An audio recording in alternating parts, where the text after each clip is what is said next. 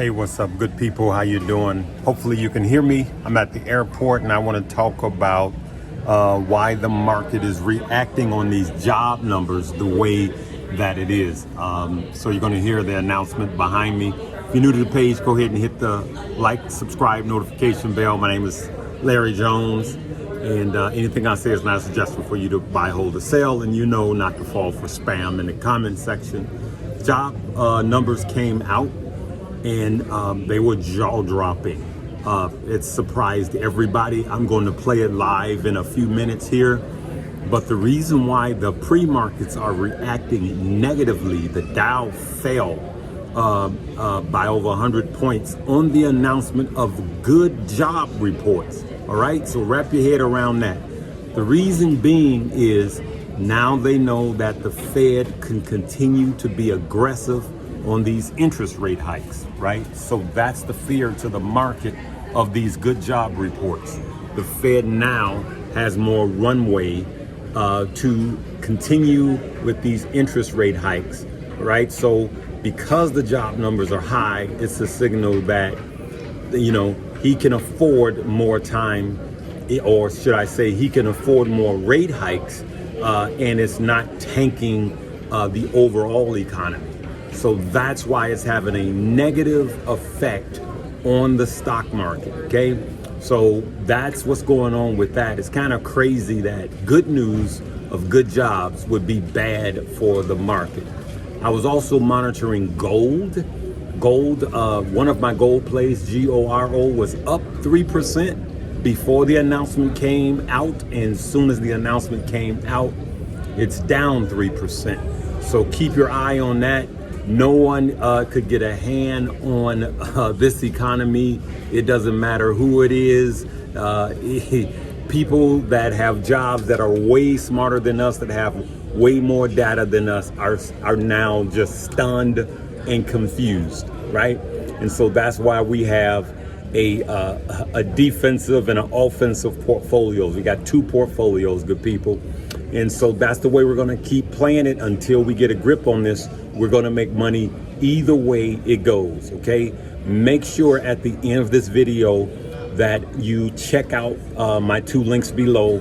Download them both and deposit $100 into them both so we can be offensive and defensive in our trading. All right, good people? Listen to this exchange from CNBC as the job report numbers come out. Let's get to the number. Rick. Yes, and here we are waiting for the big July jobs numbers, and it is a whopper, 528,000. 528,000, basically double the expectations, and 528,000 is the best number since February when we were over 700,000. Revisions to the last 2 months are 28,000. Now let's go through it, shall we?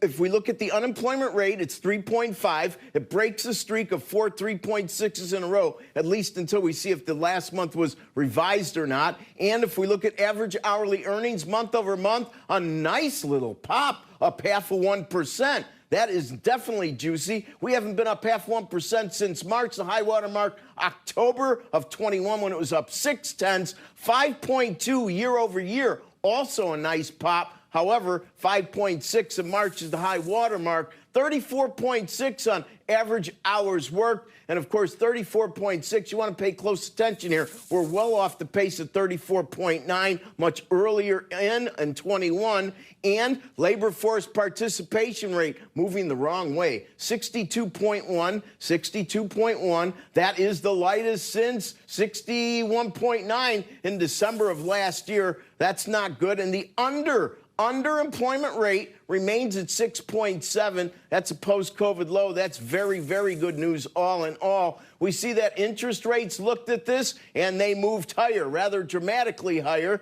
We moved up about 7 or 8 basis points in a 10-year, and we're approaching 320 in a 2-year. And do keep in mind that a 2-year note last Friday settled at 289. So that is a big move on a weekly basis, whereas a 10-year last Friday settled at 265. So even though both maturities are up, you can certainly see that the short maturities are up much more dramatically. That job number is terrific. I was way off on that one, as many in the panel were.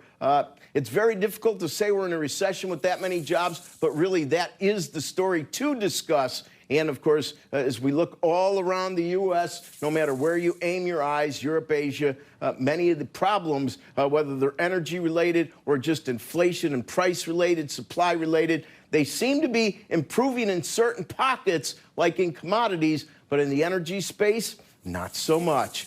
Joe and the gang, back to you. All right, Rick, thanks. Let's get to our jobs panel for some instant reaction.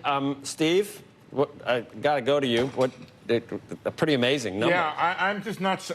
I'm not surprised by this number. Like I've said before, this is some recession we're having. I guess we've added 800,000 or 900,000 jobs in just the past 2 months, right? 500 and 327 and change.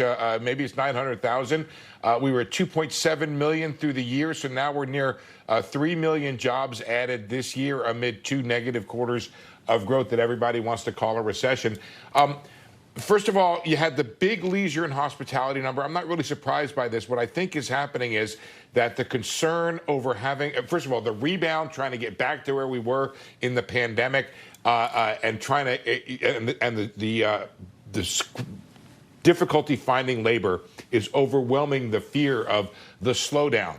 And so you had that big increase in leisure and hospitality, up 96,000. They're still going to be short 1.2 million jobs. But very quickly, Joe, I just want to talk about the Fed on this. On the one hand, you could say Powell ain't going to like this because this is not the economy slowing down. On the other hand, you could come from this point of view, which is Powell has said for a very long time that the U.S. job market and the U.S. economy can withstand the higher rates without much damage to the job market because of the need to get back where we were before the pandemic. So that suggests that maybe he's right on that score, that we can raise interest rates here and not have a big increase in the unemployment rate.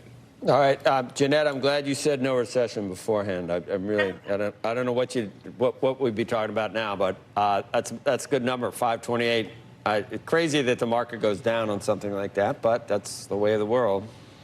Well, we've been in this kind of weird month where bad news is good news for the market. I get it, but I couldn't agree more with Steve. I think the way the Fed will look at this, one way to look at this, which is not commonly said, is this means that the economy can sustain where the Fed wants to go, and the Fed wants to go up. The Fed wants to get to a terminal rate of 3.5.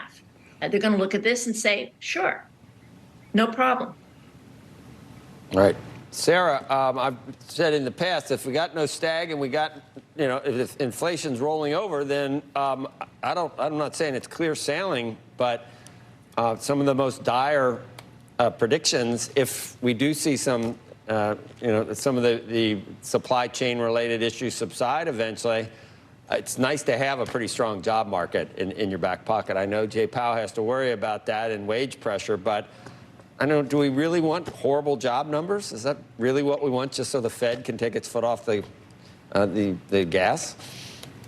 I mean, this is good for the Fed to see the strong job market, but it's a recipe for them to keep increasing interest rates, and it pushes out that pivot that people were hoping for, where the Fed may start to cut rates in 2023. Not with this job market. Now, the other issue here, of course, is the high wage inflation. Fed has stated that they're going to continue to battle down inflation, even at the risk of a recession. We were disappointed to see that lower labor force participation rate, because that likely keeps that wage inflation number higher. So all of these, as long as employment numbers stay strong, that's good. But we do need to keep worrying about employment lagging later in the cycle, as well as the consumer who's dipping into their savings in order to spend, and also earnings estimates, which continue to increase, which could eventually become at risk because of the dollar margin. So all of these are factors that we need to worry about going forward.